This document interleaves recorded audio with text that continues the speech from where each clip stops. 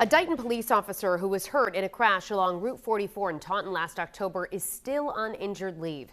I'm Shannon Heggie. I'm Mike Montecalvo. Another person was seriously injured in another crash along that same stretch of road just this past weekend. As we've previously reported, it's been considered a dangerous area for years. But as Kayla Fish tells us, something is now being done to address the problem. Kayla? Well, guys, just in our time here, we found pieces of brake lights and other car parts littering the side of Route 44 here in Taunton. It was last fall when we spoke with residents here who tell us this area is prone to crashes. Now the city is working with the Mass DOT and state leaders to fix the issue. It's a nightmare. For years, John Price of Taunton has voiced his concerns about speeding and dangerous driving on Route 44 near Burt Street. I have 4 daughters, 2 that currently drive, 1 that will be soon driving, and 1 that will be driving in several years. And I just fear every time they cross this intersection. We spoke to him in October after a crash nearby injured a Dighton police officer. Since then, there have been more crashes in this area, including one just this past weekend that left someone seriously hurt. We keep complaining about it.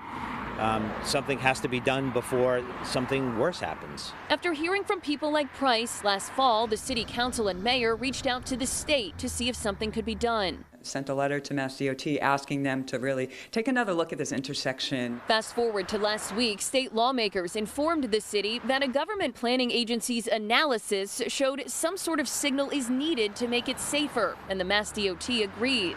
Now the focus turns to determining what that looks like and who will pay for it. It takes a lot of collaboration, a lot of people working together, and so I think the first step is to really start talking about a design study and how do we get that done. State Senator Mark Pacheco, who represents this area and is involved in these discussions, tells me while that process might take a while, it's worth it. It's being done for the public safety involved so that the right set of solutions are implemented. Price is hoping for change sooner rather than later. Hopefully before my 8-year-old gets her license in 7 years. Now, Senator Pacheco tells me we can expect an update on this process in about a month. It could be a couple of years before anything is actually installed here.